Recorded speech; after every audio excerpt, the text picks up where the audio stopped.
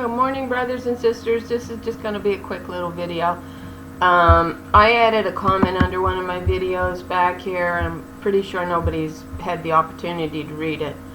But this was the comment I added yesterday, and the more and more you get looking at all the puzzle pieces, and I had looked at the Iranian flag a couple of years back and had stuck in the back of my mind that it looked like a dragon. And I truly believe now that, the Draco constellations has its various heads here on Earth. And I think that the dragon seat, Satan's seat, may well be in Iran, because Iran's holding this, really minimalistic image of a dragon on it, not to mention the colors.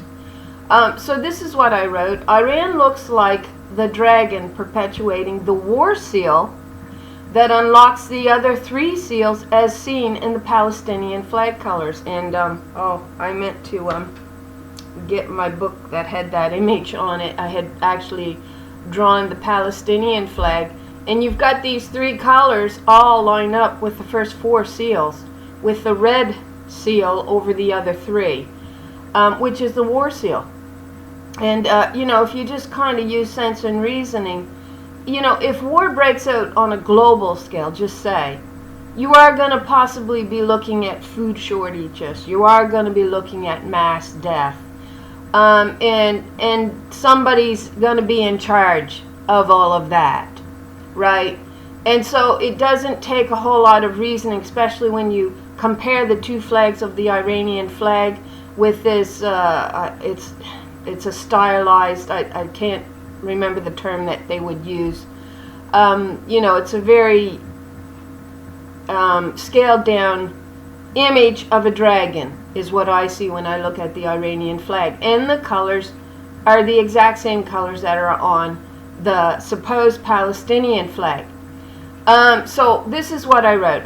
Okay, so we'll go on here. Iran looks like the dragon perpetuating the war seal that unlocks the other three seals as seen in the Palestinian flag colors.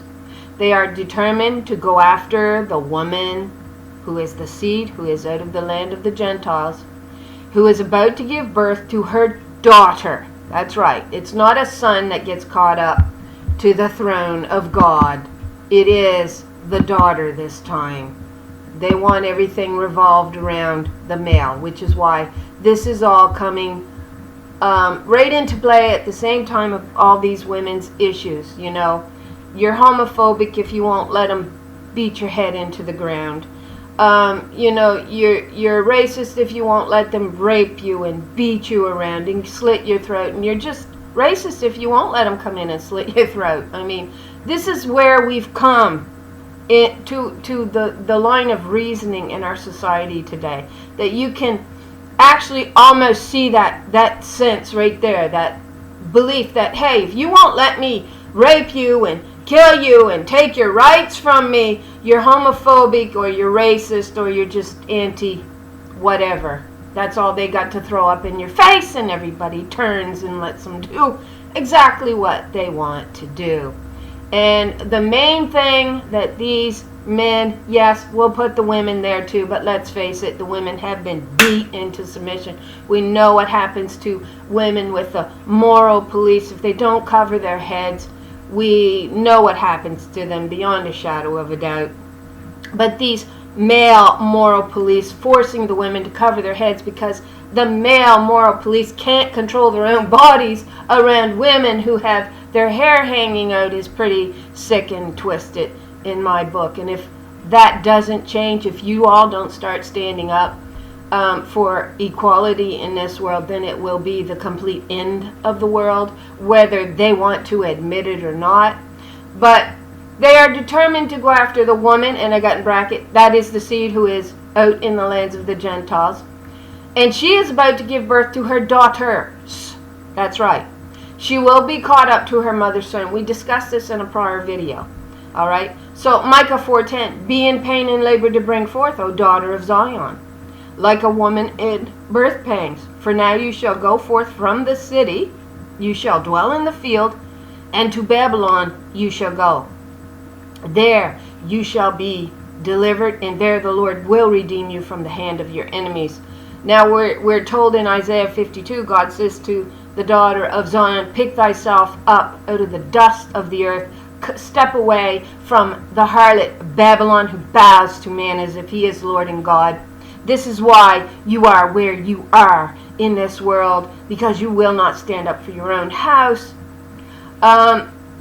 So these wicked men are actually trying to stop this moment from happening. Satan, which we've discovered another name, Satan is just another name for fallen Adam, the accuser. He will be cast down, and when the temple is built, will bring on the wicked dictatorship that is shown in the last 3.5 years of the tribulations. Time frames may play out differently, but our ducks are getting to be in a row. Now understand, while we've identified that Satan's throne may well be right now in Iran, that we are told that there will be a temple that will stand, that will represent his throne in Israel. So you have to always have your eye on so many pieces of the puzzle that's moving around on the globe right now. But there's no denying that the main one that I've kept my eye on is women's rights, and this is right at the heart of the center of the dragon. He does not want daughter Zion, daughter Israel, the women of this world having equality. He don't. It frightens him. And that's the arrogant pride of Satan. That's the arrogant pride of Adam, to think that God would demand that you not have women equal to yours. That's exactly the God that we were told to believe in. I mean, do you not know who God is? Apparently not. So we know these wicked men are attempting to stop this moment from happening. What moment? The moment we just quoted, verse Micah 4:10. She's gone out into the lands of the Gentiles, and there she will birth her firstborn daughter. That's Ephraim. It's also where the 10 tribes of Israel is currently cast out, and it's known as the woman's seed, the feminine aspect. She is promised restoration. Israel, the feminine, is promised full restoration. The promises were actually made to her, and then to her daughters and her sons. But first of all, to her. Well, why would the woman need to be restored? Well, just take a good look around.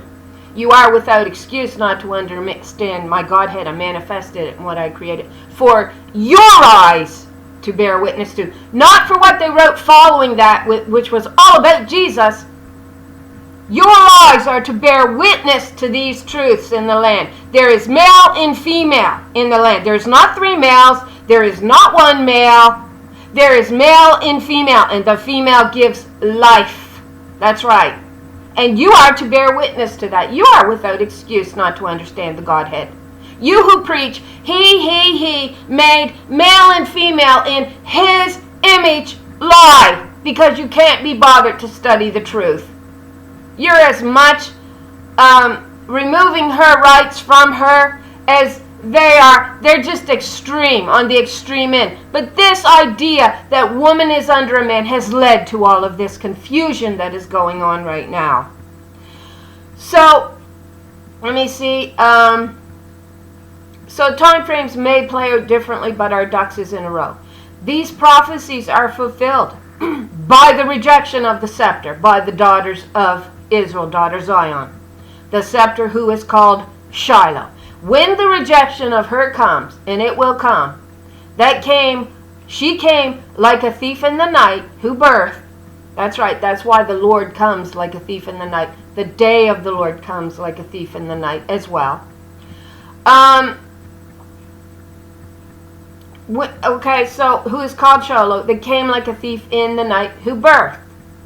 Right? In this time frame, we see women starting to stand up. We also see her choosing to place her spirit upon particular daughters that will battle in the spirit world, from what we understand. So, let me see here. When cast down, so that's fallen Adam to his harlot in the earth.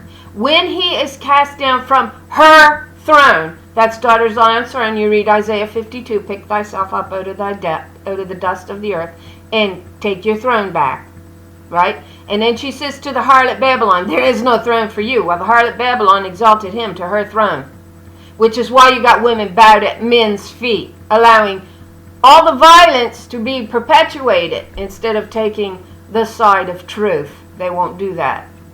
And the men certainly ain't going to do it. It is on the women to do this. So, let me see. Let me go back here. When cast down, fallen Adam to his harlot in the earth, from her, daughter Zion's throne, he, fallen Adam, which equals Satan, is then given his 42 months. Now, the time frame may play out differently, and we do see the time frames playing out quite differently, to fulfill the wicked prophecies of those who wanted a male god king to rule over them. And who took the mark of the beast, which is the mark of blood. We've identified that mark as blood. Jesus, and it is also the mark of Cain. That's your idol. And the 666 doctrine, that's a mark in your forehead, mark in your hand. That came from King Solomon, who changed the portion in the midst, which represents your spirit in the midst, to a harlot spirit that bows down to a male idol as if he is God. Here comes the iniquity shaped by their religious lies back upon their own heads. There's a verse in Psalms, many verses actually says, their own iniquity will come back upon their own heads. So this is actually, the image of Satan, fallen Adam, being cast down from her throne. That's right. Upon their heads, where it all plays out, really, in this earth. So, you want your idol Jesus, you shall have him, and you will wash in blood, and you will drink it, amongst many of the other prophecies fulfilled by these iniquities shaped under man-made religious lies and laws. This is what, when the scepter, which is she, not he, she who is like God with her first fruits, rises to battle the dragon in the second heaven, and cast him, fallen Adam, Satan, to the earth, in effect, crushing his head, while those upon the earth, who will eventually become hers, are bruised by Satan, fallen Adam. That dictatorship, of course, that comes out of the rebuilt temple. Right.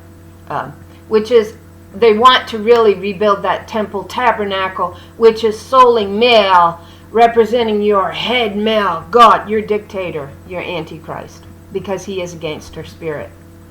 And I will put enmity between you and the woman, and between your seed and her seed, and she shall bruise your head, and you shall bruise her heel. All glory to Father. I hear this all the time. Glory to Father. Where's Mother? You are without excuse not to understand my Godhead. I manifested it in what I created for your eyes. Your eyes. Not for somebody else to interpret what that means through an idol, but for your very eyes and ears to hear and understand. It's not on anybody else. Many are called, few are chosen. You may be called. You are only chosen when you decide to follow your calling. If you don't want to follow it, then you're not chosen. You are only chosen when you determine to do what you have been called to do. And most in this earth simply can't be bothered. It takes too much time. Living life is more important. Making money is more important than pursuing what you were called by God to do. And few just simply don't attain to it. They simply won't, because they refuse to actually answer the call of being chosen.